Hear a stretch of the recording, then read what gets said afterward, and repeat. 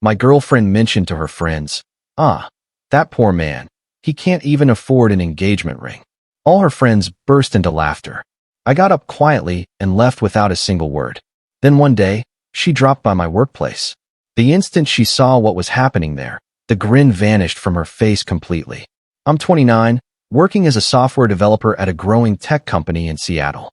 My girlfriend Natalie and I had been a couple for 3 full years. 3 years filled with weekend trail walks, relaxed Sunday breakfasts in bed, and late-night chats about our shared tomorrow like it was something certain we were heading toward hand in hand. I truly cared for her. I really did. Natalie handled marketing at a small creative firm in the city center. She had this close circle of college buddies, Lauren, Brittany, and Samantha, who gathered every few weeks for brunch or cocktails. I'd crossed paths with them perhaps 4 or 5 times total. They were okay, courteous on the surface, the sort who offered smiles but never dug deeper into who you really were. Every chat stayed shallow, as if I was just being put up with rather than truly included. For around 6 months, we'd been discussing marriage. Nothing formal, just those quiet evening talks where you begin sketching out a life as a team. She'd bring up rings now and then, share Pinterest ideas, or nod toward styles she admired in shop windows as we passed. I usually stayed quiet, gave a nod or a smile, and tucked the details away. What she had no clue about was that I'd been setting money aside for more than a year. Not solely for jewelry, but toward the deposit on a place of our own. My parents had died in a crash when I was 25, leaving behind a modest inheritance. Nothing extravagant, but a solid starting point. I'd handled it cautiously. I took on extra freelance gigs whenever possible, often staying up through the night to wrap them up. I was stashing nearly 40% of every paycheck. My plan was to propose. With far more than a piece of jewelry. I aimed to present her with real security, a solid foundation, a home we could shape together. Yet I kept all of it to myself. I'm guarded about money, even around those closest to me. My folks always warned that talking cash could twist relationships, alter how others viewed you. Perhaps that was wrong. Maybe openness would have been smarter. But I wanted her to value me for my character, not my savings balance. It happened on a Saturday in late September when things unraveled. Natalie had asked me to tag along with her and the girls at a rooftop lounge in Capitol Hill. I wasn't eager. I'd spent the morning wrestling with a stubborn code issue and felt drained, but she pushed. "Come on, love. Just an hour. They actually asked about you. Lauren especially wanted to know if you'd show." I wasn't convinced, but I went. For her sake. The spot was crowded. We claimed a table by the edge, the city lights painting the horizon in soft pinks and golds as evening settled in. I got a beer. Natalie chose rose. Her friends were already tipsy, finishing one bottle and starting another. Talk flowed casually at first. Office rumors. Lauren's workplace mess. Brittany's awful recent date where the guy dragged his mom along. Then Lauren steered toward marriages. "So, Nat," she said, leaning in with a sly, tipsy smirk, "any news? Has he gotten down on one knee?" Natalie gave a short laugh, strained. "Not yet. Girl, 3 years already," Samantha added, waving her glass. "What's the holdup? You're not exactly getting younger."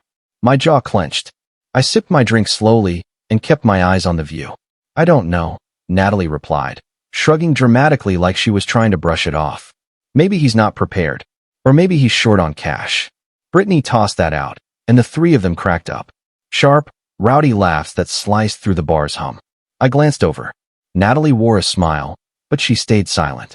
She didn't shut it down. "Hey, ease up," Lauren said through giggles. "He's probably putting money aside." "For what exactly?" Samantha shot back, reclining. "A basic ring from some chain store? One of those installment deals." More howling. Brittany was wiping tears from laughing.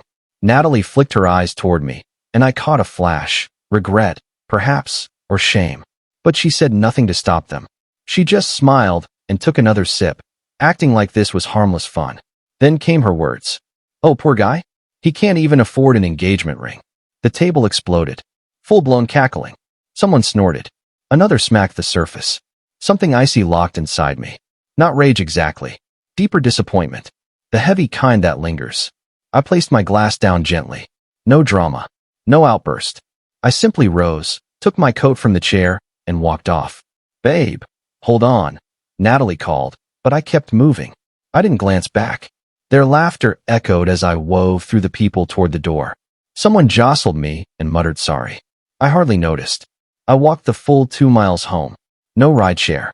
No transit. Just steps, hands jammed in pockets, the scene looping in my mind. Her smile. How she allowed the jabs, then added her own. Like I was nothing but entertainment. I ignored her calls that night. And the next day, by Sunday afternoon, texts piled up. I'm sorry. It wasn't meant that way. They were only teasing, you know them. Can we talk? I feel awful. You're blowing this out of proportion. That final one stung. I replied Monday during break. I need time apart. How much time? Not sure. So you're just ghosting me? Real grown-up. I left it unanswered. She eventually stopped messaging. I buried myself in work. Our startup was pushing for a funding round, and as lead developer on a key feature, the pressure was intense. 14-hour shifts became routine. I hardly went home. Crashed on the office sofa a couple times.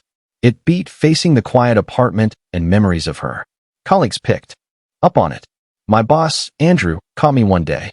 You all right? You look rough. I'm okay. Just dialed in. This about Natalie? I shrugged. We're on a pause. One event. Not especially. He let it go. I was grateful. 3 weeks dragged by. Then she appeared at the office. Thursday, mid-afternoon. I was reviewing code with 2 newer devs when the front desk guy, Kyle, poked his head in. Someone's asking for you, he said awkwardly. Natalie. Might get twisted. Say I'm tied up. She's waiting in reception. Been there 20 minutes. Says it's urgent. I exhaled, saved everything. 5 minutes. I headed to the lobby. Natalie stood by the desk, fidgeting. She wore the teal dress I always liked, the one for important moments. Hairstyled. Makeup perfect. She'd clearly prepared. Hi, she said gently. Why are you here? I had to see you. You won't take my calls. I said I needed distance. It's been weeks. Her eyes looked puffy, like recent tears. I miss you. I can't keep going like this. I folded my arms. You embarrassed me publicly, Natalie. In front of everyone. I realized that. I'm truly sorry. I was buzzed. They were ridiculous, and I. She paused, throat working. I never meant to wound you. You have to believe me. I'd never hurt you on purpose. But you did. I know. And I've been miserable ever since. Sleepless nights. Can't concentrate at my job. Please, let me try to repair this. I opened my mouth to reply when the elevator chimed. Out came a group. My CEO, Richard. Our main investor, Catherine. Plus 2 veteran coders I'd known from day one. They were chatting, smiling, in high spirits. Catherine spotted me and beamed. There's our star. She strode over, offering her hand. Natalie's eyes grew wide. Outstanding job on yesterday's presentation. Catherine said, grip strong. She turned to Richard. This is why I invested. That innovation he delivered sealed it. Lose him, and you're in deep trouble. Richard laughed, slapping my back. No. She left. I returned to my desk, hands unsteady. One junior glanced over. You all right? Yeah, I said. I'm all right. I wasn't yet, but I would be. A week later, Lauren texted. Hey, random, but sorry for that night. Totally crossed the line. Drunk and rude. Really regret it. I read it, then deleted without reply. 2 days on, Brittany messaged on Facebook. Natalie explained what went down at your office. I feel horrible. Had no clue you were killing it. We were just messing around. Hope you can forgive. I blocked her. Natalie called twice more that month. I let them ring out. She left messages. I erased them unheard. She stopped eventually. A mutual acquaintance, someone from my basketball group who knew her from school, mentioned she'd shared the office story with her circle. Brittany apparently apologized nonstop. Samantha called me overly sensitive. Lauren grew quieter in the group, drifted away somewhat. I didn't care about their opinions. 2 months later, I signed for a house. 3 beds, 2.5 baths, spacious yard, deck included. 10-minute commute. Ideal. I texted a picture to my brother. He rang right away. Damn, bro. You pulled it off. Sure did. How's it feel? Good. Genuinely good. You handling everything okay? Yeah, I said, scanning the bare living room. Better than okay. Proud of you. I ended the call and sat on the floor, leaning against the wall, just breathing. For the first time in ages, peace settled in. Like I'd avoided a disaster down the road. Natalie crossed my mind occasionally. Wondered if she was dating. If she ever explained the incident to someone new. If she grew from it. But mainly, relief dominated. Career surge 2. The VP role brought solid equity, vesting over 4 years. I guided newer team members. Steered us through 2 big releases. Catherine connected me to her investor contacts. Opportunities opened I hadn't anticipated. I tried dating a bit. Nothing deep. Met Hannah at a cafe. Match with A. She left. I returned to my desk, hands unsteady. One junior glanced over. You alright? Yeah, I said. I'm alright. I wasn't yet, but I would be. A week later, Lauren texted. Hey. Random, but sorry for that night. Totally crossed the line. Drunk and rude. Really regret it. I read it, then deleted without reply. 2 days on, Brittany messaged on Facebook. Natalie explained what went down at your office. I feel horrible. Had no clue you were killing it. We were just messing around. Hope you can forgive. I blocked her. Natalie called twice more that month. I let them ring out. She left messages. I erased them unheard. She stopped eventually. A mutual acquaintance, someone from my basketball group who knew her from school, mentioned she'd shared the office story with her circle. Brittany apparently apologized nonstop. Samantha called me overly sensitive. Lauren grew quieter in the group, drifted away somewhat. I didn't care about their opinions. 2 months later, I signed for a house. 3 beds, 2.5 baths, spacious yard, deck included. 10-minute commute. Ideal. I texted a picture to my brother. He rang right away. Damn, bro. You pulled it off. Sure did. How's it feel? Good. Genuinely good. You handling everything okay? Yeah, I said, scanning the bare living room. Better than okay. Proud of you. I ended the call and sat on the floor, leaning against the wall, just breathing. For the first time in ages, peace settled in. Like I'd avoided a disaster down the road. Natalie crossed my mind occasionally. Wondered if she was dating. If she ever explained the incident to someone new. If she grew from it. But mainly, relief dominated. Career surge 2. The VP role brought solid equity, vesting over 4 years. I guided newer team members. Steered us through 2 big releases. Catherine connected me to her investor contacts. Opportunities opened I hadn't anticipated. I tried dating a bit. Nothing deep. Met Hannah at a cafe.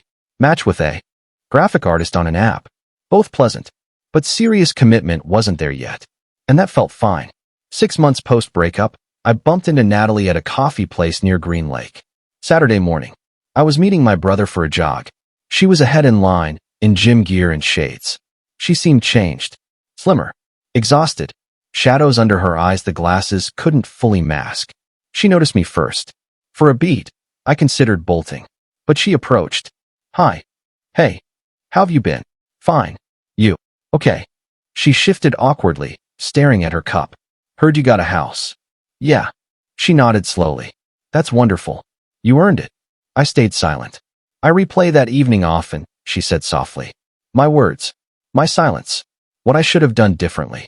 She met my eyes. Regret clear. I treated you terribly. And I'm sorry. I know I said it before, but I need you to hear how sincere I am. All right. I hope you're content, she added, voice wavering. Truly. You deserve a partner who recognizes your value, who cherishes all you are. I nodded. Thanks. She paused, waiting for more. When none came, she offered a small, sorrowful smile. Look after yourself. She walked off before I could reply. I stood holding my empty cup, watching her fade down the sidewalk. A feeling stirred. Not affection, not bitterness, simply calm finality. My brother arrived soon after, already warming up. Ready? Yeah, let's run. We circled Green Lake. 3 miles of crisp air and open sky. Afterward, he suggested breakfast. Sure. We hit a nearby spot. Pancakes, coffee, light conversation. Later, I headed home. To my home. The place I'd secured for myself. 3 bedrooms, yard, room for whatever came next. I sat on the deck with a beer as the sun dipped, and it hit me. I didn't require her validation of my worth. I knew it already. And that sufficed.